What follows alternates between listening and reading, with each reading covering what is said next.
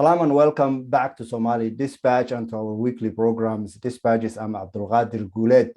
Somaliland has experienced a heightened election dispute escalation due to the two national opposition parties accusing the president, Muse Bihi Abdi, obstructing the country's presidential elections slated for November of this year, and that he doesn't agree with holding the elections on time. To discuss this topic, we have invited and have us joining tonight is Yonis Hasan Abdi Kheyre, a prominent Somaliland political analyst. Yonis, welcome to Somali Dispatch. And if you can start us off with your assessment on the current election dispute in Somaliland would be great.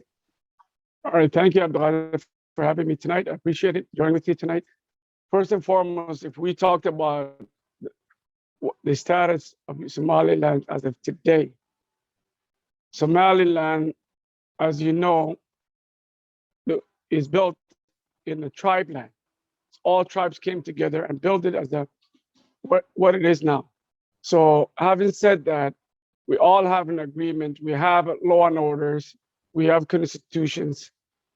The current president has chose not to follow the constitution, what the constitution says, to hold the elections on November 13th, knowingly that it's written in the record that November 13th, it must be done 6 months prior to that November 13th.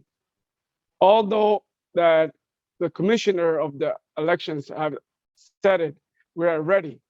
He decided to send the commissioners to investigate. For what other reasons, I don't know. The only reason anyone can think is that the reason he's doing that is to delay tactic to not have the election on time. And this country has been built, democracy has always been like that. And the other thing that I can think that he doesn't want to hold the elections is because he hasn't done anything for the last 5 years. The cost, he doesn't have the cost to the means to the people to elect him, because people are fed up. They're saying that there's no justice. This man does whatever he wants, and the whole country becomes chaos because of him. Right. The dispute, if I may have a follow-up on that, the dispute does not just revolve around the elections being held on time, but there seems to be other grievances coming from the public, such as power sharing and how government funds are distributed among the population. Yeah. What can you tell us about that? That's one of the reasons that he doesn't have the public's trust. This country, as you know, is one man, one vote. Today, if he knows if he has the elections today, he will not have it even 5%. Having said that, every time they're allocating the funds in the government, is always more to his tribes. As you know, Somaliland is built in 6 tribes. So every time this grievances that public is accusing the government, which is the fact is, he has not been equal distribution to this all shares. All shares has been divided 10% to 90% to his tribes. That's where the public is upset and saying that we need change. Change must be done.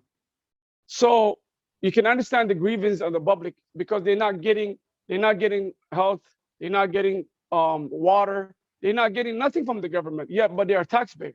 Where's the taxpayers' money going to? It's going to two groups: the government tribe, which is Gibile, and the other one, which is Berbera.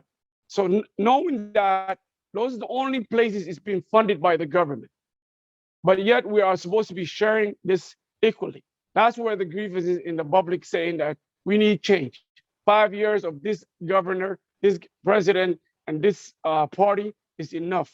And yet, knowing that it's enough, he knows he can't come to the public and ask for a vote because he hasn't done anything yet. He's been only done it, like I say to you, this two part of the tribes, which is Gibile and Berbera towns, that he's just been funding it. So that's where the grievance of the public is. Right. We heard that the two national parties and other intellectuals talk about the dispute. Which school of thought do you agree with, and why? Anybody with the right mind, we want free and fair elections. There is no reason not to have elections. The reason why we have elections is to have change. Change is good. People have elected you for 5 years. What have you done for 5 years in order to ask the public, can I have it? Can I say it again? He knows he hasn't done much to the public, to get the cause of the public. So the reason I agree with the other parties that to have the election is what the Constitution says. You've been elected for 5 years. After the 5 years, you must hold an election. What is the reason not to do so? The president has not given the public and us that we share, that we care about Somaliland, any reasons why he's delaying to have the elections. Why? He has not given one reason. The only reason that he wants, since 1991, in a dictatorship, this country cannot handle in a one-man rule in a dictatorship. He's been elected free and free to society. Therefore, he has to give it back to the society what the public wants. If the public wants it again, so be it.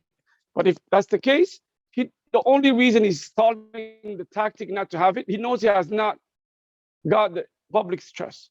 That's why I agree with politicians, the other parties. Right. So given the current situation, what is the likelihood of violence, looking at the way things are currently going? If there's no solution to the dispute, where can things head from here on? Okay, this is where the international has to get involved. The international community has to get involved. Remember, nobody wants in a dictatorship. This is where the international people has to get involved that care about this country, that to say, hey, Mr. President, you've been elected for 5 years. There is no reason to have a dispute and get escalated violence. Have the election on November 13th in the terms that you agreed and the other parties has agreed. So having said that, he's deadly concrete, does not want to have the elections.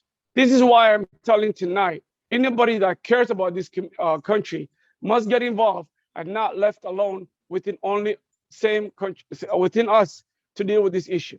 Because this man, he's the president and his party has the power, and people have fed up, regardless if he's the power and he has all the power to do so. People will come out on the streets and demonstrate, and he does not want that. And what is going to happen?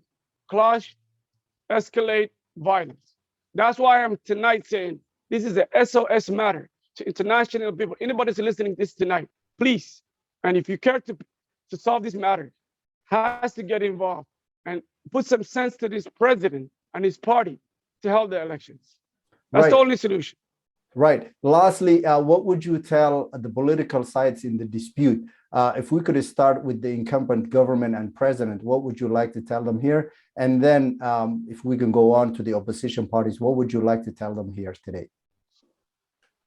President, if you're listening and if you care for your country, if fight for this country for a long time, as you're always claiming, if you care to this country, please hold the election.